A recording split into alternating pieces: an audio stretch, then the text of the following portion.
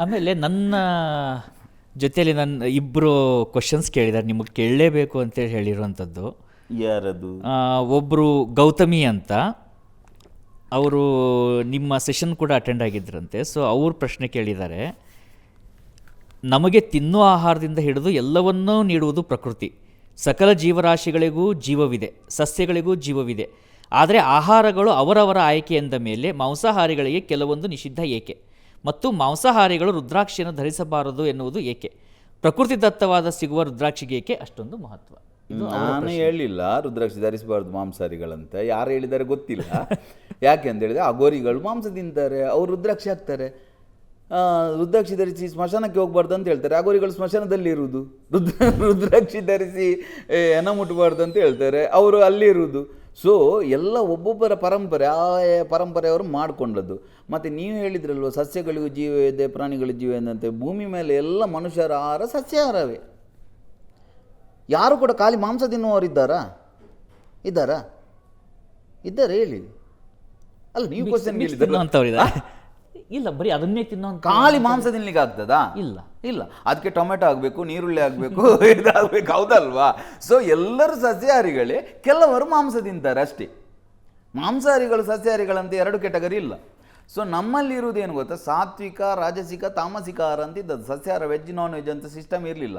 ನೀವು non veg ಅಂತ ಹೇಳಿದರೆ ಹಾಲು ಕೂಡ ನಾನ್ ವೆಜ್ಜೇ, ಜೇನು ಕೂಡ ನಾನ್ ವೆಜ್ಜೇ, ಹೌದಲ್ವಾ? ಸೊ ಸಾತ್ವಿಕ, ರಾಜಸಿಕ, ತಾಮಸಿಕ ಆಹಾರ ನಮ್ಮ ಮನಸ್ಸಿನ ಮೇಲೆ ಯಾವ ಪ್ರಭಾವ ಇರುತ್ತೆ ಅದರದಲ್ಲಿ ಕೊಟ್ಟದ್ದು. ಮತ್ತು ನಾನ್ ವೆಜ್ ತಿನ್ನೋ ತಪ್ಪ ಸರಿಯಾ ಅಂತ ಕೇಳಿದರೆ ಅದು ಕಾಮನ್ ಸೆನ್ಸ್, ಅದು ಹೌದಲ್ವಾ? ಸೊ ಅದರಲ್ಲಿ ತಪ್ಪೇನಿಲ್ಲ. ಯಾಕೆಂದರೆ ಹಾಗಾದರೆ ಅದು ಕೂಡ ತಪ್ಪಾಗೋದಿಲ್ಲ, ಹೌದಲ್ವಾ? ಸೊ ತಿನ್ನಬೇಕಾ ತಿನ್ನಬಾರ್ದು ಅದು ನಾವು ಏನು ಹೇಳಲಿಕ್ಕೆ ಆಗೋದಿಲ್ಲ, ಅವರವರ ಕರ್ಮ ಅವರವರಿಗೆ, ಹೌದಲ್ವಾ? ಕರ್ಮ ಸಿದ್ಧಾಂತ ಏನು ಹೇಳುದು ಅಂತ ಹೇಳಿದರೆ, ಆತ್ಮನ ಪ್ರತಿಕೂಲಾನಿ ಪರೇಶಾನ್ನ ಸಮಾಚರೇ.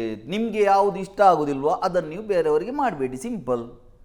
ನೀವು ನಿಮ್ಮ ಮಕ್ಕಳಿಗೆ ಏನಾಗಬಾರ್ದಂತೆ, ನಿಮ್ಮ ಮಗಳದ್ದು ಕೈಯಿದ್ದು ಬೆರಳು ಕೂಡ ಸ್ವಲ್ಪ ಹೋಗೋದು, ಮತ್ತೊಂದು ಪ್ರಾಣಿ ತಲೆ ಕಡಿದು ಅಂತ ಹೇಳಿದರೆ ಅದಕ್ಕೆ ನೋವಾಗೋದಿಲ್ವಾ? ಸೊ ಇದು ಕರ್ಮದೇಶ ಆಯಿತು. ಹಾಗಾದರೆ ತರಕಾರಿ ಸಸ್ಯ ತಿನ್ನುವುದಿಲ್ಲ ಅಂತ ಕೇಳಿದರೆ ಸಸ್ಯ ತಿನ್ನಲೇಬೇಕಲ್ವ, ಬದುಕಬೇಡವಾ? ಹಾಗಾದರೆ ಅದಕ್ಕೆ ನೋವಾಗೋದಿಲ್ಲ ಅಂತೇಳಿ ಅದಕ್ಕೆ ನೋವು ಆಗೋದಿಲ್ಲ.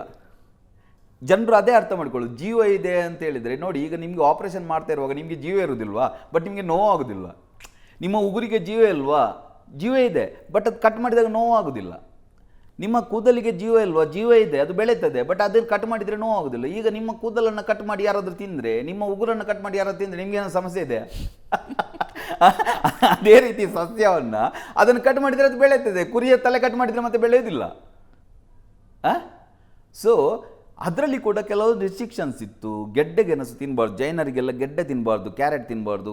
ಇದು ಯಾಕೆಂದರೆ ಗೆಡ್ಡೆ ತೆಗೆದಾಗ ಸಾಯ್ತದೆ ಗಿಡ. ನೀವು ಕಟ್ ಮಾಡಿ ಮತ್ತು ಫ್ರೂಟ್ಸ್ ಆಗೋದು, ಗಿಡದಲ್ಲಿ ಫ್ರೂಟ್ಸ್ ಆಗುವುದೇ ಅದೇ ಉದ್ದೇಶಕ್ಕೆ. ಯಾಕೆ ಅಂತ ಹೇಳಿದರೆ ಗಿಡ ಒಂದು ಕಡೆಯಿಂದ ಒಂದು ಕಡೆಗೆ ಹೋಗುವುದಿಲ್ಲ. ಸೊ ಇಲ್ಲಿ ಒಂದು 100 ಮಾವಿನ ಹಣ್ಣು ಆದರೆ 100 ಮಾವಿನ ಹಣ್ಣು ಕೆಳಗೆ ಬಿದ್ದರೆ ಒಂದು ಮರದ ಅಡಿಯಲ್ಲಿ 100 ಮಾವಿನ ಹಣ್ಣು ಆಗ್ಲಿಕ್ಕೆ ಆಗ್ತದಾ? ಅಲ್ಲ, ನೀವು ಹೇಳಬೇಕು ಆಗ್ತದ ಅಂತ. ಇಲ್ಲ. ಹಾಗಾದರೆ ಏನು ಮಾಡಬೇಕು? ಅದು ಫ್ರೂಟ್ಸ್ ಮಾಡಿತ್ತು. ಈ ಫ್ರೂಟ್ಸಿನ ಆಸೆಗೆ ಬೇರೆ ಪ್ರಾಣಿಗಳು ತಿಂತವೆ, ಆ ಬೀಜವನ್ನು ತಗೊಂಡೋಗಿ ಬೇರೆ ಕಡೆ ಆಗ್ತವೆ, ಅದು ಸ್ಪ್ರೆಡ್ ಆಗ್ತಾ ಹೋಗ್ತದೆ. ಅದಕ್ಕೋಸ್ಕರ ಅದು ಹಣ್ಣು ಮಾಡು. ಸೊ ಹಣ್ಣು ತಿನ್ನಲಿಕ್ಕೆ ಇರುವುದು. ಯಾಕೆಂದರೆ ಪ್ರಕೃತಿ ಮಾಡಿದ್ದೇ ಅದಕ್ಕೆ, ಹಣ್ಣನ್ನು ತಿಂದು ಬೀಜ ಬೀಸಾಡಬೇಕಂತ. ಮತ್ತು ಬೇರೆ ಗಿಡವನ್ನು ಕಟ್ ಮಾಡಿ ತಿಂದರೆ ಅದರಲ್ಲಿ ಏನು ಸಮಸ್ಯೆ ಇಲ್ಲ, ಅದಕ್ಕೆ ನೋವಾಗೋದಿಲ್ಲ. ಗೆಡ್ಡೆ ತೆಗೆದರೆ ಸಾಯ್ತದೆ, ಅದು ಹೌದು, ಅದು ತಪ್ಪು ಅಂತ ಇದೆ. ಬಟ್ ಬದುಕಬೇಕಾದ್ರೆ ತಿನ್ನಲೇಬೇಕಲ್ವ? ಅದರ ಅರ್ಥ ನೀವು ಇದನ್ನು ತಿನ್ಬೋದು ಅಂತ ಹೇಳಿದರೆ ನಾಳೆ ಮದುವೆ ಆದ ನಂತರ ಹೆಣ್ಣಿನೊಟ್ಟಿಗೆ ಸೇರ್ಬೋದು ಅಂತ ಹೇಳಿದರೆ ತಾಯಿ ಹೆಣ್ಣಲ್ವಾ, ತಂಗಿ ಹೆಣ್ಣಲ್ವಾ ಅಂತ ಕೇಳಿದರೆ ಆ ಲಾಜಿಕ್ಕಿಗೆ ಅರ್ಥ ಇಲ್ಲ. ಈಗ ನೀವು ಸೈಂಟಿಫಿಕಲ್ ನೋಡಿದರೆ ತಂಗಿಗೆ, ತಾಯಿಗೆ, ಹೆಂಡತಿಗೆ ಏನಾದರೂ ವ್ಯತ್ಯಾಸ ಇದೆಯಾ? ಅಲ್ಲ, ಹೇಳಬೇಕು ವ್ಯತ್ಯಾಸಿದ್ರೆ. ಹೌದಲ್ವಾ? ಅದೆಲ್ಲ ಕಾಮನ್ ಸೆನ್ಸ್, ಅದು ಬೇರೆಯವರು ಹೇಳುವಂಥದ್ದಲ್ಲ. ನೀವು ತಿನ್ಬೇಡ, ನಮಗೆ ಗೊತ್ತಾಗಬೇಕು. ನಮಗೆ ಆ ಒಳಗಿಂದ ಬಂದಾಗ ನಮಗೆ ಗೊತ್ತಾಗ್ತದೆ. ಮತ್ತೊಂದು ಪ್ರಾಣಿಯನ್ನು ಕೊಲ್ಲುವುದು, ಒಂದು ಸಾಯುವುದು ಅಂತ ಹೇಳಿದರೆ ನೋವೇ ಬೇರೆ ಅಲ್ವಾ ಅದು? ಈಗ ನಮ್ಮ ಕೈಯನ್ನು, ನಮ್ಮ ತಲೆಯನ್ನು ಕಡಿದರೆ ಏನಾಗ್ತದೆ? ಸೊ ಅದು ಕಾಮನ್ ಸೆನ್ಸ್ ಬಂದಾಗ ಅದು ಕಾಮನ್ ಸೆನ್ಸ್ ಆಗಿ ಬಿಟ್ಟು ಹೋಗ್ತದೆ. ಅದನ್ನು ಯಾರು ಫೋರ್ಸ್ಫುಲಿ ಮಾಡಲಿಕ್ಕೆ ಆಗೋದಿಲ್ಲ. ಮತ್ತು ಜೀವರು, ಸಸ್ಯಗಳಿಗಿರೋ ಜೀವ ಬೇರೆ, ಪ್ರಾಣಿಗಳಿಗಿರೋ ಜೀವ ಬೇರೆ. ಅದನ್ನು ಇದು ಮಾಡ್ಕೊಳ್ಬೇಡಿ, ಮಿಸ್ಅಂಡರ್ಸ್ಟ್ಯಾಂಡಿಂಗ್ ಮಾಡ್ಕೊಳ್ಬೇಡಿ, ಅಷ್ಟೇ, ಸಿಂಪಲ್.